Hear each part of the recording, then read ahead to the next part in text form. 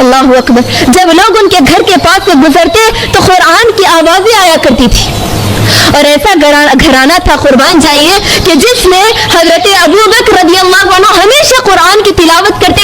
قرآن کی تلاوت کرتے کرتے اتنا روتے کہ بازو والی جو عورتیں ہوا کرتی تھی, جو آس پاس کی عورتیں خواتین ہوا کرتی تھی, وہ آ کے پورا ایک ساتھ گھیرا بنا لیتی تھی کہ یہ آدمی کو کیا ہوا, یہ کیوں روتا ہے, یہ پڑھتا ہے قرآن اور روتا ہے, آخر اس کے اندر بات ہے کیا. خواتین ان کو دیکھ کر تعجب کرتی کہ آدمی روتا کیوں ہے. تو اللہ اکبر, حضرت عائشہ کے گھرانے کی یہ حالت تھی. اور یہ اتنا بہترین اور بابرکت گھرانہ تھا کہ جس گھرانے میں نبی صلی اللہ علیہ وسلم صبح و شام آیا کرتے تھے. حضرت ابو بکر کے گھر میں اللہ کے نبی صبح و شام آیا کرتے تھے. کیوں؟ کیونکہ حضرت ابو بکر آپ کے جگری دوست تھے. آپ سے مشورہ کرنے کے لیے اللہ کے نبی صبح و شام آیا کرتے تھے. تو اندازہ لگائیے, جس گھر میں نبی کا آنا جانا ہو, جس گھر میں نبی آتے جاتے ہو, اس گھر کی برکت کا کیا عالم, اس گھر کی رحمت کا کیا عالم. اللہ اکبر. ایسے ماحول میں حضرت عائشہ پلتی ہے, بڑھتی ہے. اور اللہ اکبر, جب حضرت عائشہ کھیلا کرتی تھی بچپن میں تو ان کے کان میں جو آوازیں جاتی تھی وہ قرآن کی آوازیں تھی. آج ہمارے بچوں کے کانوں میں جو آوازیں جاتی ہیں آپ کو معلوم ہے, لیکن اللہ اکبر ان کے گھر کا ماحول ایسا تھا کہ حضرت عائشہ سوائے قرآن کے ان کے کانوں میں کسی چیز کی آواز نہیں جاتی تھی. جب وہ کھیلتی تھی بچپن میں تو قرآن کی آوازیں ان کے کانوں سے ٹکراتی تھی اور وہ ان آیتوں کو یاد کر لیتی تھی. اللہ اکبر. جب وہ اللہ کے نبی سے نکاح کرتی, نکاح کے بعد اللہ کے نبی کے سامنے کہتی ہے کہ مجھے یہ آیتیں یاد ہے, یہ آیتیں یاد ہے. اس کا کیا مطلب ہے کہ وہ شادی سے پہلے, نکاح سے پہلے ان کے گھر میں جو آیتیں وہ سنتی تھی کھیلتے ہوئے, یعنی کھیل کے اندر بھی جو آیتیں سنتی تھی اس کو یاد کیا انہوں نے. اللہ اکبر. میری بہنوں, ذرا یہاں پر ٹھہر کر ہم اپنے ماحول کا اندازہ کرتے ہیں. اپنے ماحول پہ اندازہ کرتے ہوئے جب ذرا ہم اپنے ماحول پر نظر ڈالیں تو یہ پتہ چلتا ہے ہمارے گھروں کا ماحول کیسا ہے. کہ ہمارے گھروں کا ماحول ایسا ہے جیسا ہمارے صحابہ کا ماحول تھا. اللہ اکبر. ہمارے گھروں کی یہ حالت ہے, ہمارے گھروں سے قرآن کی آواز تو دور کی بات, قرآن پڑھنا تو دور کی بات, قرآن کی آوازیں تک نہیں آتی ہمارے گھروں سے. کس کی آوازیں آتی بولو؟ ہمارے گھروں سے میوزک کی آوازیں آتی, گانوں کی آوازیں آتی, نہ جانے کن کن چیزوں کی آوازیں آتی. وہ اسی لیے کہ ماں بھی فون پر ہے, باپ بھی فون پہ ہے, گھر میں جتنے لوگ ہیں فون پہ مصروف ہے. کس میں؟ یوٹیوب شارٹس میں کوئی مصروف ہے, انسٹا کے شارٹس میں کوئی مصروف ہے, فیس بک پہ کوئی مصروف ہے. تو جو بچے گھروں کے ماحول کو دیکھ کر پلتے ہیں, بڑھتے ہیں, تو ان کے کانوں میں کس چیز کی آواز گونجتی ہے؟ جو سنیں گے وہی تو یاد کریں گے نا. تو اسی لیے چھوٹے چھوٹے بچے گانوں کو یاد کرتے ہیں. وہی بچے جو بچے کچھ بننا تھا لیکن ان کے ذہنوں میں بچپن ہی سے کچھ اور ڈالا جا رہا ہے. وہ کس کے ذریعے؟ گھر کے ماحول کے ذریعے. اسی لیے کہ بچہ جو سب سے پہلی چیز غور کرتا ہے اپنے آس پاس کے ماحول کو دیکھتا ہے. یعنی وہ کس ماحول میں زندگی جی رہا ہے, کس چیز کے اندر وہ رہ رہا ہے, اس کو دیکھتا ہے. اور جس چیز کو وہ ماحول کے اندر غور کرنے کے بعد اپناتا ہے وہ سب سے پہلی چیز ماحول ہے. اور بچے کو جس طریقے سے ماحول دیں گے وہی دیکھ کر بڑا ہوگا. یہی وجہ ہے میری بہنوں, آج ہماری اولادیں نافرمان نکل رہی ہے. اولاد ماں کی نافرمان ہے, اللہ کی نافرمان ہے, اللہ کی نافرمان کے ساتھ ساتھ اپنے ماں باپ کی بھی نافرمان ہے. وجہ کیا ہے؟ ہم نے ان کو وہ ماحول نہیں دیا, ہم نے ان کو ویسا گھر بنا کر نہیں دیا جیسے صحابہ کا گھر ہوا کرتا تھا.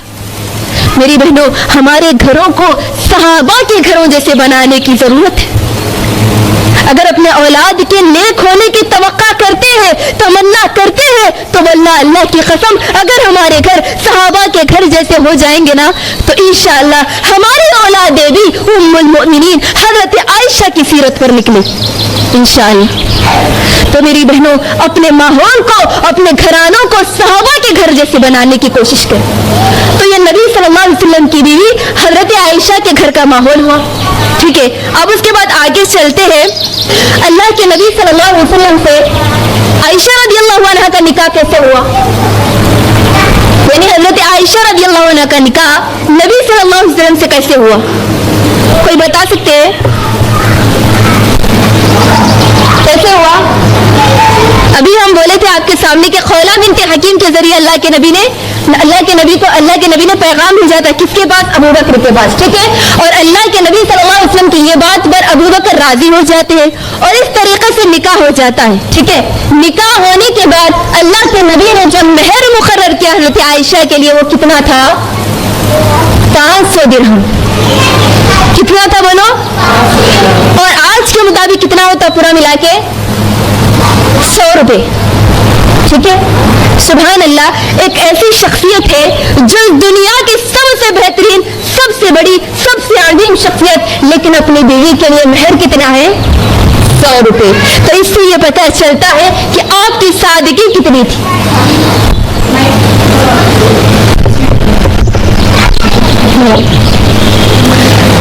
تو اب چلیے نبی صلی اللہ علیہ وسلم کا نکاح جو حضرت عائشہ کے ساتھ ہوتا 10 نبوی شوال میں، شوال کے مہینے میں ہوتا. کون سے مہینے میں؟ شوال کے مہینے میں ہوتا، ٹھیک ہے.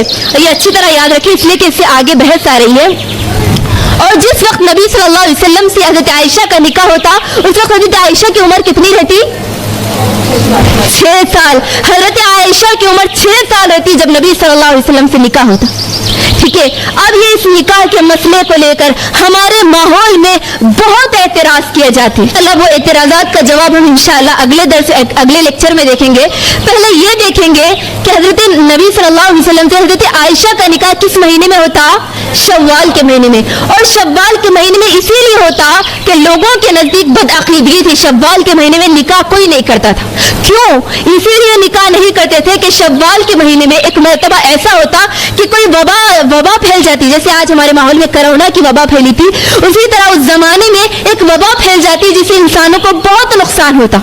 اور اس وقت سے لے کر شوال کے مہینے میں کوئی نکاح نہیں کرتا تھا. تو ایسے ماحول میں حضرت محمد صلی اللہ علیہ وسلم کا نکاح حضرت عائشہ سے شوال کے مہینے میں ہوتا. جس طریقے سے آج ہم دنوں کو اور مہینوں کو منحوس سمجھتے نا، آج ہمارے نزدیک کون سے مہینوں میں شادیاں نہیں کرتے بولو ذرا؟ محرم میں. اور سفر میں، جس مہینے سے میں اور آپ آج گزر رہے ہیں، سفر کے مہینے میں ہم شادیاں نہیں کرتے بلکہ منحوس سمجھا جاتا ہے.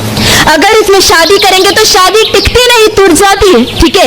ہمارا یہ تصور ہوتا ہے، بدعقیدگی ہوتی ہے کہ شوال کے اسی طرح عرب شوال کے مہینے میں شادیاں نہیں کرتے تھے. تو اللہ کے نبی صلی اللہ علیہ وسلم اس نحوست کو اور اس عقیدگی کی بدعقیدگی کو دور کرنے کے لیے اپنا نکاح عائشہ رضی اللہ عنہا سے کب کرتے؟ شوال میں. اچھا، نکاح تو شوال میں ہوتا، رخصتی بھی شوال کے مہینے میں ہوتی. اگر عائشہ رضی اللہ عنہ، یعنی آپ کے عقیدے کی طرف اندازہ لگائیے. حضرت عائشہ رضی اللہ عنہ خود کہہ رہی ہے کہ تمہیں معلوم ہے کہ میرا نکاح شوال کے مہینے میں ہوا اور میری رخصتی بھی شوال کے مہینے میں ہوئی، اور مجھ سے بڑا خوش نصیب کون ہو سکتا ہے کہ اللہ کے نبی سب بیویوں میں سب سے زیادہ مجھے چاہتے تھے. اگر ایسا ہوتا، بدعقیدگی ہوتی شوال کے مہینے میں، تو حضرت عائشہ کی شادی بھی نہیں ٹکتی ہے نا. لیکن حضرت عائشہ کی شادی تو وہ شادی تھی، نکاح تو وہ نکاح تھا جس میں اللہ کے نبی سب سے زیادہ محبت حضرت عائشہ سے کرتے تھے. تو میری بہنوں مجھے بتائیے، کیا کوئی دن یا کوئی مہینہ منحوس ہوتا ہے؟ ہرگز نہیں. آج ہمارے پاس جو بدعقیدگی پائی جاتی ہے، کوئی مہینہ منحوس سمجھتے ہیں، کوئی دن منحوس سمجھتے ہیں، جبکہ سب کے سب مہینے اللہ کی طرف سے ہے اور سب کے سب دن اللہ کی طرف سے. تمام مہینے اللہ کی طرف سے، تمام دن اللہ کی طرف سے، کوئی مہینہ منحوس نہیں ہوتا. یہ مہینے تمام اللہ کی جانب سے، کوئی مہینہ منحوس نہیں ہوتا میری بہنوں. تو اب کیا کرنا ہے؟ سفر کے مہینے میں کیا کریں گے؟ سفر کے مہینے میں شادیاں کرنا ہے. اور جو شادیاں سفر میں ہوتی ہیں ان میں جانا بھی. اگر اس بدعقیدگی کو مجھے اور آپ کو دور کرنا ہے تو میری بہنوں سفر کے مہینے میں میں اور آپ شادیوں کا تصور رواج قائم کرنا ہے. اگر ہم نے ایسا کیا تو یقین جانیے ہم اسلام کی ایک بڑی سنت کو آغاز کر رہے ہیں، بڑی سنت کا اہتمام کر رہے ہیں. وہ اسی لیے کہ بدعقیدگی ایک ایسی چیز ہے میری بہنوں، جس انسان کے پاس بدعقیدگی آ جاتی ہے، یقین جانیے وہ سیدھی راہ پہ بھٹکتا جاتا ہے. اور یہ عقیدہ انسان کی بیس ہے، انسان کی بنیاد ہے. جب انسان کا عقیدہ مضبوط نہیں ہوتا، جب انسان کا عقیدہ کمزور پڑ جاتا ہے، تو یقین جانیے ایسا انسان کبھی جنت میں نہیں داخل ہو سکتا. جس کا عقیدہ کمزور ہو، جس کا عقیدہ اللہ پہ نہ ہو، جس کا ایمان اللہ پہ نہ ہو. تو مجھے اور آپ کو کیا کرنا ہے؟ سفر کے مہینے میں شادیاں کریں گے انشاءاللہ، سفر کے مہینے میں بھی شادیاں کریں گے، اسی لیے کہ میرے اور آپ کی پیاری اماں حضرت عائشہ رضی اللہ عنہا مثال ہے میرے اور آپ کی۔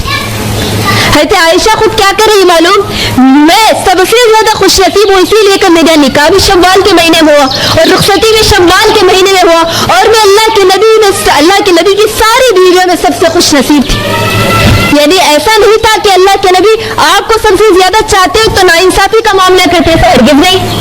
اسی لیے کہ حضرت اللہ کے نبی صلی اللہ علیہ وسلم تمام بیویوں کے ساتھ ایک ساتھ معاملہ کرتے تھے، یعنی ان کے نفقے کی ذمہ داری، ان کے رہن سہن کی ذمہ داری، تمام ذمہ داریوں کو اللہ کے نبی انصاف کے ساتھ ادا کر سکتے تھے، انصاف کے ساتھ ادا کرتے تھے، اور دل کے رجحان یہ اللہ کی طرف سے۔ جیسے مثال کے طور پر ہماری اولادوں میں ہم پوری اولادوں کو ایک ساتھ دیتے یا پھر کوئی کم زیادہ دیکھتے، سب کو ایک نظر سے دیکھتے، یعنی اگر 3 بچے ہیں کسی کے کہ تینوں کو ایک ہی نظر سے دیکھتے، لیکن کسی بچے پر کسی وجہ سے محبت زیادہ ہوتی ہے، یہ اللہ کی طرف سے میلان ہوتا ہے، یہ اللہ کی طرف سے رجحان ہوتا ہے۔ اسی وجہ سے حضرت عائشہ رضی اللہ عنہا سے محبت نبی صلی اللہ علیہ وسلم کی بہت زیادہ تھی، یہ اللہ کے نبی صلی اللہ علیہ وسلم کی سب سے چہیتی بیوی تھی۔ تو کیا کرنا ہے میری بہنوں؟ اس بدعقیدگی کو دور کرنا ہے۔ کس بدعقیدگی کو دور کرنا ہے بولو ذرا؟ ہاں، سفر کے مہینے کی اس بدعقیدگی کو دور کرنا ہے انشاءاللہ۔ تو میری بہنوں، اب نبی صلی اللہ علیہ وسلم سے حضرت عائشہ کے اس مسئلے کو لے کر لوگ اعتراض کرتے ہیں کہ حضرت عائشہ تو 6 سال کی تھی اور اللہ کے نبی اتنی بڑی عمر کے تھے، کیسی شادی ہوئی؟ تو میری بہنوں، یہاں پر 3 نقطے اہم ہے، وہ اچھی طرح جان لیجئے تو آپ کو اچھی طرح سمجھ میں آ جائے گا۔ پہلی بات یہ تھی کہ عربوں کے اندر یہ دستور تھا کہ کم عمری میں بچوں کی شادی کر دیتے تھے، یعنی عربوں کے اندر یہ ماحول تھا کہ بچیاں کم عمر کی ہوتی تھی لیکن وہ دکھتی بڑی تھی، وہ جلدی بالغ ہو جاتی تھی اور دکھتی بڑی تھی، جس کی وجہ سے ان کا نکاح جلد کر دیا جاتا تھا۔ اسی وجہ سے جب آپ سیرت کی کتابیں اٹھا کر دیکھیں گے تو سیرت کے اندر کوئی ایسی چیز نہیں ملیں گی کہ جہاں پر اللہ کے نبی کے زمانے کے ابو لہب ابو جہل نے کبھی اعتراض نہیں کیا اللہ کے نبی کی شادی پر، یعنی وہ اسلام کے کئی چیزوں پہ اعتراض کیے لیکن اللہ کے نبی کی شادی پہ اعتراض نہیں کیا۔ تو اس سے یہ بات معلوم ہوتی ہے کہ اللہ کے نبی کے زمانے کی بات، عربوں کے اندر یہ دستور تھا کہ بچوں کی شادیاں جلد کر دیتے تھے۔ اور دوسری بات یہ ہے، حضرت عائشہ رضی اللہ عنہا سے نبی صلی اللہ علیہ وسلم نے کم عمری میں نکاح کیا، لیکن صرف نبی صلی اللہ علیہ وسلم نے نہیں کیا بلکہ حضرت عائشہ کا نکاح اللہ کے نبی سے پہلے کسی اور سے فکس تھا، کسی اور سے رشتہ جڑا ہوا تھا، یعنی رشتے کی بات ہو گئی تھی لیکن اللہ کو منظور نہیں تھا، نہیں ہوا، لیکن حضرت عائشہ کا نکاح کسی اور سے پکا ہو چکا تھا۔ جبیر بن مطعم، یعنی مطعم بن عدی کے بیٹے جبیر بن مطعم جو تھے، ان سے اللہ کے نبی صلی اللہ علیہ وسلم کی بیوی حضرت عائشہ، بچوں کو تھوڑا باہر لے جائے، ڈسٹرب ہو رہا ہے نا، یا پھر جن بچوں کے جو ذمہ دار ہیں وہ اس روم میں چلے جائیں، ڈسٹرب ہو رہا ہے نا تھوڑا سا۔ تو اسی وجہ سے اللہ کے نبی صلی اللہ علیہ وسلم کی بیوی حضرت عائشہ کا نکاح پہلے کسی اور سے فکس تھا، لیکن اعتراض اس پر نہیں ہے، اللہ کے نبی نے ہی نکاح نہیں کیا بلکہ 6 سال کی عمر میں حضرت عائشہ کا نکاح کسی اور سے فکس تھا، لیکن یہ اللہ کی مرضی تھی، نہیں ہوا۔ تو اس سے یہ بات پتہ چلتی ہے، یہ کامن بات تھی، یہ عربوں کے لیے کامن مسئلہ تھا کہ وہ اپنے بچوں کی شادی جلد کر دیا کرتے تھے۔ ٹھیک ہے، اب اس کے بعد تیسرا اہم نقطہ یہ ہے کہ نبی صلی اللہ علیہ وسلم سے نکاح حضرت عائشہ کا یہ بہت بڑی حکمت تھی۔ کیوں بڑی حکمت تھی؟ وہ اسی لیے کہ حضرت عائشہ کم عمر تھی اور اللہ کے نبی کی زندگی کے بعد 40 سال حضرت عائشہ رضی اللہ عنہا نے نبی صلی اللہ علیہ وسلم سے سیکھے ہوئے علم کو اتنا پہنچایا، وہ مسائل امت تک پہنچائے، وہ باتیں امت تک پہنچائے جو کسی نے نہیں پہنچایا۔ اور حضرت عائشہ رضی اللہ عنہ کتنی احادیث کو یاد تھی؟ حضرت عائشہ کو کتنی یاد تھی؟ 2210 احادیث حضرت عائشہ رضی اللہ عنہ کو یاد تھی جو کسی بیوی کو یاد نہیں تھی اللہ کے نبی۔ اما عائشہ رضی اللہ عنہ جو مسائل امت کو بتلائے، جو چیزیں امت تک پہنچائی، وہ اللہ کے نبی کی کسی بیوی نے نہیں پہنچائی۔ یہی وہ حکمت تھی جس کی وجہ سے حضرت عائشہ رضی اللہ عنہ کا سلیکشن اللہ نے نبی صلی اللہ علیہ وسلم سے کیا۔ تو میری بہنوں، اب اس کے بعد ایک اور بات جو اللہ کے نبی صلی اللہ علیہ وسلم سے عائشہ رضی اللہ عنہ کا نکاح ہوا، یہ اللہ کے نبی نے خود نہیں کیا، پھر کون کیا؟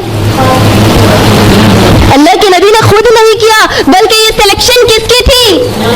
اللہ سبحانہ و تعالیٰ کی تھی. یعنی اللہ کے نبی نے خود عائشہ سے نکاح نہیں کیا بلکہ اللہ تبارک و تعالیٰ نے حضرت عائشہ کو اپنے نبی کے لیے پسند کیا. کیسے؟ دلیل کیا ہے؟ صحیح بخاری اور مسلم کی حدیث ہے, اللہ کے نبی نے کہا کہ عائشہ میں تمہیں 2 مرتبہ 2 دفعے فرشتہ تمہاری تصویر کو میرے پاس لے آیا, یعنی ایک ریشم کے کپڑے میں تمہاری تصویر میرے پاس لایا اور کہا خواب میں, اور کہا کہ تم اس کو ہٹا کر کے دیکھو یہ تمہاری بیوی ہے, تمہاری بیوی ہے. 2 مرتبہ فرشتے نے کہا, اور میں جب ہٹایا تو دیکھا کہ تم تھی. اور میں نے کہا اگر یہ اللہ کا حکم ہوتا, اگر یہ اللہ کا حکم ہے تو ضرور ہوگا انشاءاللہ. تو اللہ کے نبی نے کیا کہا کہ اگر یہ اللہ کا حکم ہے تو ضرور ہوگا انشاءاللہ. ٹھیک ہے, تو یہ کس کی طرف سے حکم تھا؟ اللہ سبحانہ و تعالیٰ کی طرف سے تھا, اور یہ سلیکشن بھی اللہ کی جانب سے تھی, اور یہ حکم بھی اللہ کی طرف سے تھا. جب اللہ کی طرف سے سلیکشن تھا اور جب حکم بھی اللہ کی طرف سے تھا تو کیا غلط ہو سکتا؟ بالکل نہیں ہو سکتا. اب اس کے بعد نبی صلی اللہ علیہ وسلم کا حضرت عائشہ کے ساتھ سلوک کیا تھا. یہ اللہ کے نبی کی بیوی تھی نا, تو ان امت کے وہ تمام شوہروں کے لیے نمونہ ہے, وہ تمام شوہروں کے لیے مثالی ہے. حضرت عائشہ رضی اللہ عنہا کے ساتھ حضرت عائشہ رضی اللہ عنہا کے ساتھ نبی صلی اللہ علیہ وسلم کا کیا سلوک تھا.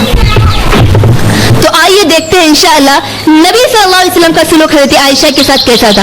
تو سب سے پہلی چیز میری بہنوں, آپ صلی اللہ علیہ وسلم, اللہ کے نبی صلی اللہ علیہ وسلم کی عمر زیادہ تھی, حضرت عائشہ کی کم تھی. ظاہر سی بات ہے, اللہ کے نبی کی عمر زیادہ رہنے کی وجہ سے حضرت عائشہ رضی اللہ عنہ تو کماری تھی, تو اس کی وجہ سے نبی صلی اللہ علیہ وسلم کو جو سلوک تھا حضرت عائشہ کے ساتھ وہ بہت الگ تھا.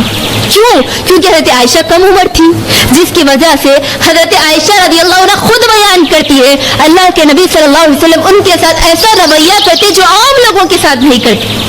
یعنی حضرت عائشہ رضی اللہ عنہ خود کہتی ہے کہ میں بچپن میں, یعنی بچیاں چھوٹی ہوتی ہے تو کھیلنے کا شوق ہوتا, گڑیوں کے ساتھ کھیلنے کا شوق ہوتا, کھلونوں کے ساتھ کھیلنے کا شوق ہوتا. تو حضرت عائشہ خود کہتی ہے کہ میں اپنی سہیلیوں کے ساتھ گھر میں کھیلا کرتی گڑیوں کے ساتھ, اور اللہ کے نبی اچانک آ جاتے تو میری سہیلیاں چھپ کر ڈر کر چھپ جاتی دروازے کے پیچھے, اور اللہ کے نبی آ کر کے کہتے کہ باہر آؤ اور عائشہ کے ساتھ کھیلو. اللہ اکبر. نبی صلی اللہ علیہ وسلم کا سلوک حضرت عائشہ کے ساتھ کتنا بہترین تھا. اور اسی طرح میری بہنوں یہی نہیں بلکہ اللہ کے نبی عمر کا لحاظ رکھا کرتے تھے. عمر کا لحاظ کرتے ہوئے دنیا کے تمام شوہروں کے لیے مثالی ہے, دنیا کے تمام شوہروں کے لیے آئیڈیل ہے. اسی لیے کہ حضرت عائشہ کم عمر تھی تو کھیل کود کو پسند کرتی تھی. حضرت عائشہ خود کہتی ہے کہ عید کے موقع پر مسجد نبوی میں کوئی کھیل دکھائے جاتے تھے, یعنی بہادری کے کھیل دکھائے جاتے تھے, تو میں خواہش کرتی اللہ کے نبی سے کہ مجھے لے جائے اور کھیل دکھائے. تو اللہ کے نبی مجھے لے جاتے اور میں اللہ کے نبی کے پیٹھ کے پیچھے ٹہل جاتی, اور کھندے کی اور سے اللہ کے نبی کے کھندا اوپر ہوتا اور میں نیچے ہوتی, اور میں کھیل کو دیکھتی اور اللہ کے نبی ویسے ہی کھڑے رہتے, اور میں جب تک تھک نہ جاتی اللہ کے نبی کھڑے ہوتے. اللہ کے نبی یہ نہیں کہتے کہ چلو عائشہ بس اب, اللہ کے نبی اس وقت تک کھڑے رہتے جب تک کہ میں نہ کہوں کہ چلو اللہ کے نبی. اللہ اکبر. یہ اخلاق تھے میرے اور آپ کے نبی کے, یہ مثالی شعور تھے اللہ کے نبی صلی اللہ علیہ وسلم. اس کے بعد دیکھیے میری بہنوں, حضرت عائشہ رضی اللہ عنہ اس حدیث کے سنانے کا مطلب یہ ہے کہ یہ پیغام ہے کہ آج ہمارے شوہروں کے لیے مثالی ہے کہ آج ہمارے شوہر, آج دنیا کے شوہر عورتوں کی خواہشات یا عورتوں کے نیک تمناؤں کا خیال نہیں کرتے. برے خواہشات برے تمناؤں کی بات نہیں چل رہی, بلکہ نیک تمنائیں جو ہوتی ہے, نیک خواہشات جو ہوتی ہے, اس کا خیال بالکل نہیں کرتے. تو یہ پیغام ہے ان تمام کے لیے کہ اللہ کے نبی آپ کے لیے بہترین, اللہ کے نبی آپ کے لیے بہترین مثال ہے.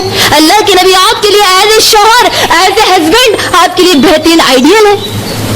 یہ آپ کے لیے, میرے اور آپ کے سب کے لیے اللہ کے نبی کی یہ مثال بہترین آئیڈیل ہے. اور اسی طرح پھر اللہ کے نبی صلی اللہ علیہ وسلم اتنے بڑے منصب پر پائے جہاں پر دین کی دعوت کی اتنی بڑی ذمہ داری آپ کے کندھے پر تھی.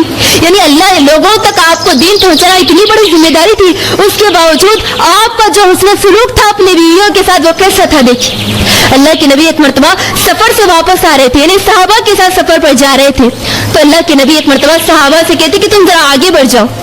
اس کے بعد صحابہ جب آگے چلے جاتے تو اللہ کے نبی عائشہ سے کہتے کہ چلو ہم ریس کمپٹیشن کرتے، یعنی بھاگ دوڑ کا مقابلہ کرتے ہیں، کون فرسٹ آتا ہے دیکھیں گے۔ اللہ اکبر۔ حضرت عائشہ کی ذہنیت سے کیسے اللہ کے نبی صلی اللہ علیہ وسلم کیسے برابری کا سلوک کر رہے ہیں۔ تو اللہ کے نبی کہتے کہ چلو ہم ریس کا مقابلہ کرتے ہیں، تو حضرت عائشہ اور اللہ کے نبی دونوں کمپٹیشن میں حصہ لیتے ہیں اور حضرت عائشہ آگے نکل جاتی ہے، کیوں؟ کیونکہ وہ دبلی پتلی ہوتی ہے اس وقت اور آگے چلے جاتی ہے اور اس ریس میں حضرت عائشہ فرسٹ آ جاتی ہے۔ اب اس واقعے کو کئی دن گزر جاتے اور اس کے بعد پھر ایک مرتبہ اللہ کے نبی سفر پہ جاتے اور صحابہ سے کہتے کہ تم آگے چلے جاؤ۔ اب عائشہ سے کہتے کہ چلو عائشہ پھر ریس کمپٹیشن کرتے ہیں۔ تو اس ریس کمپٹیشن میں حضرت عائشہ تھوڑی موٹی ہو جاتی، یعنی اللہ کے نبی کے ان سے نکاح کے بعد اور تھوڑی موٹی ہو جاتی اور تھوڑی ویٹڈ ہو جاتی۔ تو اللہ کے نبی اب کہتے کہ اے عائشہ چلو ہم ریس مقابلہ کرتے ہیں، کمپٹیشن کرتے، چلے دیکھتے ہیں کون فرسٹ آتا ہے۔ تو حضرت عائشہ پیچھے رہ جاتی ہے اور اللہ کے نبی آگے بیٹھ جاتے۔ تو حضرت اللہ کے نبی کہتے ہیں اے عائشہ فتل کا بھی تل کا، یہ بدلہ ہے اس دن کا جب تم فرسٹ آ گئی تھی اور میں ہار گیا تھا۔ اللہ اکبر۔ دیکھیے کیسا اللہ کے نبی اور آپ کی بیوی کے ساتھ سلوک کیسا ہے۔ یہ اللہ کے نبی صلی اللہ علیہ وسلم کے اخلاق تھے حضرت عائشہ کے ساتھ۔ اور اسی طرح قربان جائیے اللہ کے نبی صلی اللہ علیہ وسلم ان کے اخلاق پر، کیونکہ ایک میاں بیوی ہونے کے لحاظ سے کبھی کسی کو کسی پر غصہ آتا ہے، کبھی کسی کو کسی پر، کبھی شوہر کو بھی بیوی پر اور کبھی بیوی کو شوہر پر غصہ آتا ہے۔ لیکن آج ہمارے ماحول میں یہ بالکل الگ ہے، یعنی شوہر چاہتا ہے کہ بیوی کبھی ناراض ہی نہ ہو، اس کو حق ہے کہ وہ بیوی کو ڈانٹے ڈپٹے لیکن وہ ناراض نہ ہو۔ لیکن اللہ کے نبی اپنی بیوی اما عائشہ کو یہ حق دے رہے ہیں کہ وہ ناراض بھی ہو سکتی ہے، وہ ناراض ہونے کے بعد اللہ کے نبی خود مناتے ہیں۔ اللہ اکبر۔ بہترین مثال ہے۔ اللہ کے نبی صلی اللہ علیہ وسلم حضرت عائشہ سے کہتے ہیں اے عائشہ میں جانتا ہوں تم کب خوش ہو جاتی ہے اور تم کب مجھ سے ناراض ہوتی۔ تو عائشہ کہتی ہے اے اللہ کے نبی کیسا آپ کو معلوم ہو جاتا بتائیے ذرا۔ تو اللہ کے نبی کہتے ہیں اگر تم خوش رہتی مجھ سے تو کہتی لا ورب محمد، اگر تم مجھ سے خوش ہوتی تو اگر کسی معاملے میں قسم کھانا ہوتا تو تم کیا کہتی؟ نہیں اللہ کی قسم، محمد کے رب کی قسم کھاتی۔ یعنی اگر کسی معاملے میں حضرت عائشہ کو قسم کھانا ہو تو کیا بولتی؟ محمد کے رب کی قسم، ٹھیک ہے۔ اور اگر تم ناراض ہوتی تو کہتی لا ورب ابراہیم، نہیں رب ابراہیم کے رب کی قسم، ٹھیک ہے۔ تو کیا کہ ناراض کے الفاظ کیا، ناراض جب ہو جاتی تو الفاظ کیا رہتے ہیں؟ لا ورب ابراہیم، ابراہیم کے رب کی قسم، تو میں جان جاتا ہوں کہ اے عائشہ تم مجھ سے ناراض چل رہی ہو۔ تو عائشہ کیا کہتی ہے ہاں اللہ کے نبی آپ نے بالکل صحیح کہا، لیکن میں اور ناراضگی میں آپ کو نہیں چھوڑتی ہوں، آپ کے نام کو چھوڑتی ہوں لیکن آپ کو نہیں چھوڑتی۔ اللہ، یہ کیسا سلوک تھا، یہ کیسا آپس میں حسن سلوک تھا اللہ کے نبی کا حضرت عائشہ سے۔ اسی طرح میری بہنوں نبی صلی اللہ علیہ وسلم کی جو محبت تھی حضرت عائشہ کی، حضرت عائشہ رضی اللہ عنہا کے ساتھ، وہ یہ تھی کہ نبی صلی اللہ علیہ وسلم سے پوچھا گیا، عمر بن عاص رضی اللہ عنہ صحابی کہتے ہیں اللہ کے نبی سے میں نے پوچھا اے اللہ کے نبی تمام دنیا کے لوگوں میں، تمام رشتہ داروں میں سب سے قریبی آپ کے کون ہیں، ذرا مجھے بتائیے۔ اللہ کے نبی کہتے ہیں عائشہ۔ اللہ اکبر۔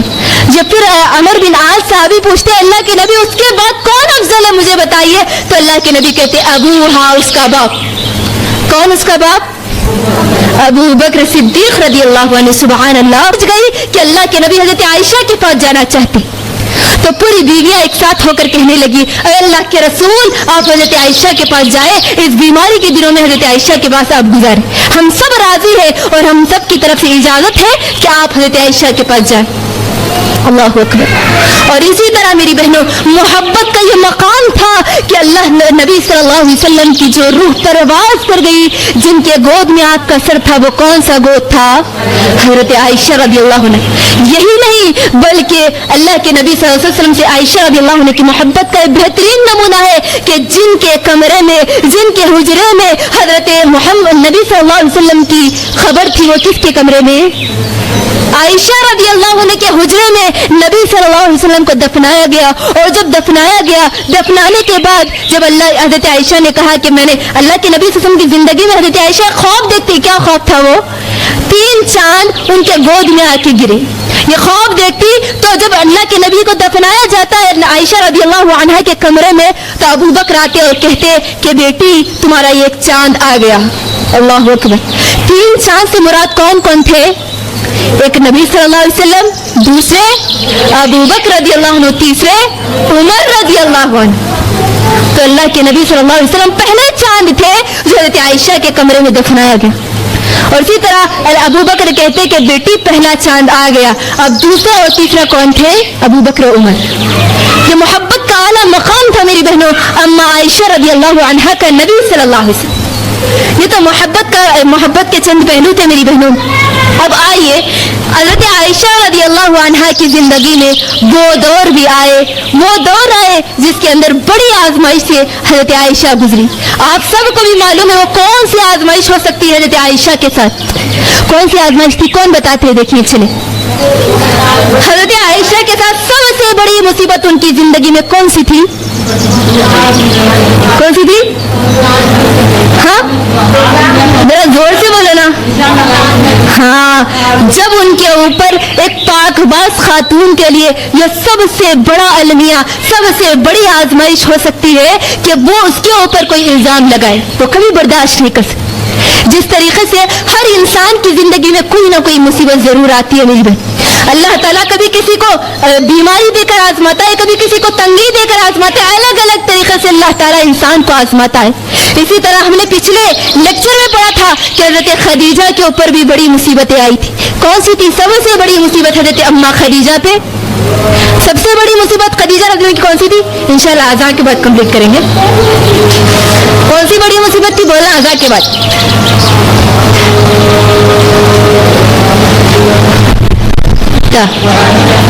तो चलिए कहाँ बढ़ते हम। इंसान की जिंदगी में मुसीबतें आती है, यानी इंसान को अल्लाह तबारक व तआला कभी बीमारी देकर आजमाता है, कभी तंगी देकर आजमाता है, यानी आजमाइश के अलग अलग तरीके हैं। इसी तरह हजरत आयशा रदियल्लाहु अन्हा की जिंदगी में भी एक बहुत बड़ी आजमाइश आई थी। और इसी तरह हम पिछले लेक्चर में पढ़े थे अम्मा खदीजा की क्या आजमाइश थी? बोलिए कौन सी आजमाइश थी? कौन से ही बोलते देखेंगे। हाँ, वो तो मुसीबत थी, लेकिन एक माँ होने के एतबार से, हाँ अहसन तबारकल्लाह।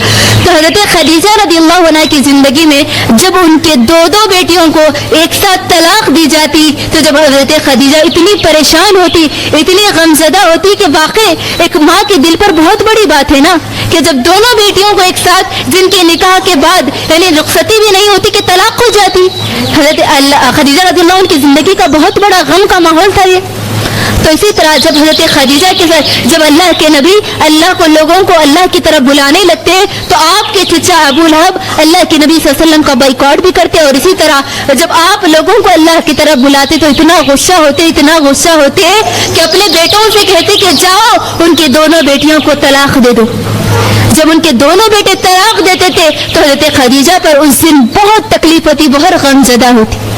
तो इसी तरह अम्मा आयशा रज़ियल्लाहु अन्हा की जिंदगी में एक बहुत बड़ी आजमाइश का दौर गुजरा। वो ये कि आपकी जिंदगी में वाक़या इफ्क पेश आया। कौन सा वाक़या? वाक़या इफ्क।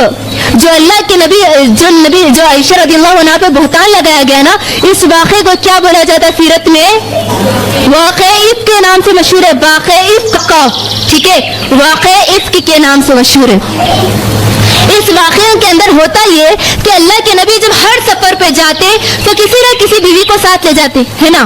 और अल्लाह के नबी का ये मामूल था कि अल्लाह के नबी कुरानदाजी डालते और जिस बीवी का नाम निकलता उस बीवी को साथ में ले जाते, ठीक है। और अल्लाह के नबी कुरानदाजी करते और नाम किसका निकलता? हजरत आयशा का निकलता और साथ में हजरत आयशा को ले जाते। जब आप सफर पर ले जाते और जब आप सफर से वापस आते यानी गज़वे से वापस आने की तैयारी करते तो एक जगह पे रुक जाते, यानी एक जगह पे पड़ाव डालते और उस जगह पे रुकने के बाद हजरत आयशा रज़ियल्लाहु अन्हा ख़ज़ाए हाजत के लिए जाती। कहाँ जाती? ख़ज़ाए हाजत के लिए जाती। और जब ख़ज़ाए हाजत के लिए जाती और ख़ज़ाए हाजत से वापस आती तो देखती कि जो उनका हार था जो मांग के लेके आती किसी से, वो हार क्या होता? गुम जाता। हार गुम जाता तो आयशा रज़ियल्लाहु अन्हा क्या करती? वापस फिर जाती واپس پھر جا کے ڈھونڈنے کے لیے لازم سی بات ہے، ہار تھا، بہت قیمتی ہار رہتا، جاتی حضرت عائشہ ڈھونڈنے کے لیے جاتی، ڈھونڈتی ڈھونڈتی یہاں تک کہ جب وہ ہار مل جاتا تو واپس آ جاتی۔ جب واپس آ کے دیکھتی تو میدان تو کھلا ہے، میدان میں کوئی نہیں، سب چلے گئے، اب میں کیا کروں؟ تو حضرت عائشہ سوچتی کہ میں جہاں پڑتی وہیں پر بیٹھ جاتی ہوں، لوگ جب مجھے تلاش کرتے ڈھونڈتے ڈھونڈتے آئیں گے نا، یہیں سے مجھے لے کے جائیں گے، ٹھیک ہے؟ تو حضرت عائشہ، اور جب حضرت عائشہ کو اسی لیے چھوڑ دیتے کہ اس زمانے میں جو اونٹ کے ہودج ہوا کرتے تھے وہ وزن ہوا کرتے تھے، اور حضرت عائشہ دبلی پتلی تھی، جب وہ وزن اٹھا رہے تو پتہ چلتا اس میں ہوں گی، بلکہ لے کے چلے جاتے۔ تو حضرت عائشہ رضی اللہ عنہا ہے یا نہیں ان کو معلوم نہیں ہوتا، اس لیے کہ پردے کا حکم نازل تھا نا، وہ دیکھا نہیں کرتے تھے صحابہ کرام عورتوں کو۔ تو اسی طرح ہوا یہ کہ حضرت عائشہ پیچھے رہ جاتی۔ اب جب حضرت عائشہ کہتی کہ میں یہیں پر بیٹھ جاتی ہوں، جب قافلہ دوبارہ مجھے ڈھونڈنے آئے گا نا، لے کے جائیں گا، تو بیٹھتی بیٹھتی ان کی آنکھ لگ جاتی، سو جاتی، یعنی حضرت عائشہ سو جاتی، انتظار کرتے کرتے سو جاتی۔ اب اس کے بعد جب حضرت عائشہ سو جاتی، وہاں سے صفوان بن معطل رضی اللہ عنہ ایک صحابی کا گزر ہوتا۔ جب صفوان بن معطل جیسے ہی عائشہ رضی اللہ عنہا کو دیکھتے تو کہتے انا للہ و انا الیہ راجعون، اور پہچان لیتے کہ یہ اما عائشہ رضی اللہ عنہا۔ کیوں؟ کیونکہ پردے کی آیت نازل ہونے سے پہلے، پردے کا حکم نازل ہونے سے پہلے حضرت عائشہ کو دیکھا تھا، تو حضرت عائشہ کو دیکھ کر پہچان جاتے اور اپنی نگاہیں نیچے کر لیتے اور کہتے انا للہ و انا الیہ راجعون، پھر اپنی سواری لے جاتے اور حضرت عائشہ یہ قریب کر دیتے اور کہتے کہ بیٹھو، اور عائشہ بیٹھ جاتی، اور پھر وہاں سے لے کے چلتے صفوان بن معطل تو لشکر سے جا کے مل جاتے۔ جب حضرت عائشہ کو اور صفوان بن معطل کو یہ حالت میں دیکھتے لوگ تو طرح طرح کی باتیں بنانے، دیکھو حضرت عائشہ صحابی کے ساتھ آ رہی، اکیلی عائشہ صحابی کے ساتھ آ رہی، اور جو منافقین تھے ان کو تو موقع مل جاتا اللہ کے نبی کی صلی اللہ علیہ وسلم کی پیاری بیوی پہ طرح طرح کے الزامات لگاتے، طرح طرح کے بہتان لگاتے، اور منافقوں کا سردار عبداللہ بن ابی اتنا خراب کہ اللہ کے نبی کی پیاری بیوی پہ اتنے بڑے بہتان لگاتا، اتنے بڑے بہتان، اب جو دل میں چنگاری تھی نا وہ آگ میں بدل جاتی، چنگاری کو آگ میں بدل دیتے، اور جب اللہ کے نبی صلی اللہ علیہ وسلم اور حضرت عائشہ مدینہ پہنچتے تو جو چنگاریاں تھے نا آگ میں بدل گئے، یعنی جہاں کہیں دیکھو حضرت عائشہ اور حضرت صفوان بن معطل کی بات چل رہی، یعنی عائشہ دیکھو ان کے ساتھ آئی، عائشہ دیکھو اکیلے ان کے ساتھ آئی، لوگ طرح طرح کے بہتان لگانے لگے، طرح طرح کے الزام لگانے لگے، اور اللہ کے نبی خاموش ہو جاتے، کیا بولے، اللہ کے نبی خاموش ہو جاتے۔ اب اس کے بعد جیسے ہی سفر سے واپس آتی حضرت عائشہ رضی اللہ عنہ بیمار ہو جاتی، 1 مہینے تک حضرت عائشہ بیمار رہتی۔